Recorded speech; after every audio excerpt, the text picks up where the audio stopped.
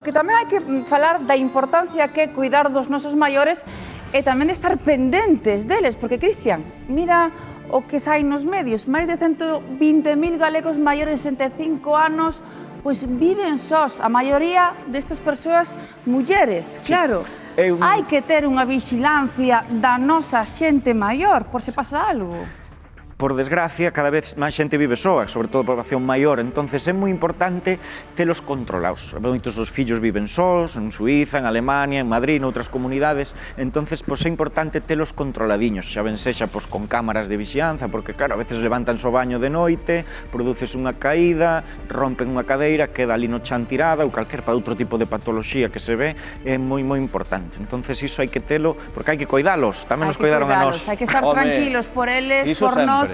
Fixadevos, porque en Coles están poñendo pois a proba unha serie de reloxos intelixentes, o que fan é monitorizar un pouquiño a vida pois da xente maior. Avisan se se produce unha caída, sai a alarma se teñen que tomar a medicación tamén, e teñen xeolocalización da persoa que leva ese reloxo. Como decimos, son un reloxo que están poñéndose a proba en Coles, que é para a tranquilidade dos maiores e tamén dos seus familiares. A ver, Antonio, eu creo que nos perdemos. Tú dices que non, pero creo que nos perdemos. E máis aquí non teño internet, estamos isto que é o cu do mundo.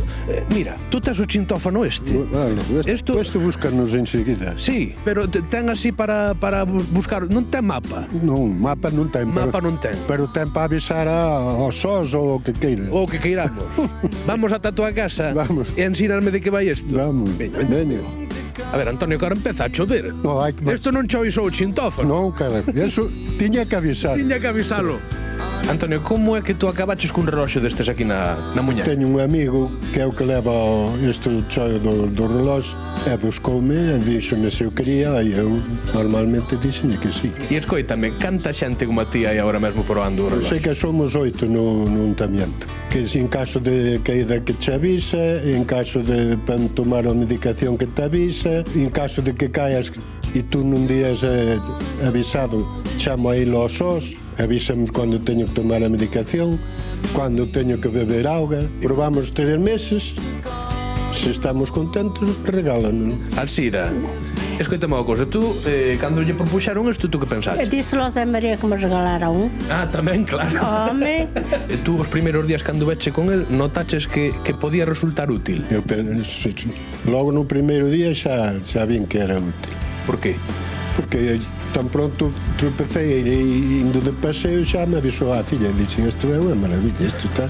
Nosotros empezamos a percibir que la teleasistencia convencional dejaba muchas cosas fuera, que no era suficiente. Así que intentamos desarrollar un producto que estuviera siempre con las personas y que garantizase 2 cosas. La primera, una mayor seguridad para las personas mayores y la otra, una mayor seguridad para las personas que las quieren, para sus hijos, por ejemplo, que están lejos. Una cosa que hacemos es, a cada hora en que la persona mayor tiene medicación, el reloj empieza a vibrar y le dice cuál es la medicación que tiene que hacer. Otra cosa son las caídas, porque en la teleasistencia convencional hay que pulsar algo para pedir ayuda. ¿Sí? Nuestro reloj tiene la capacidad de detectar las caídas. Si pulsa una pantalla, piden ayuda directamente. Tenemos siempre un enfermero en nuestro call center que coge la llamada y está para ayudar en lo que sea necesario. Cuando no te sientes tranquilo es que empiezas a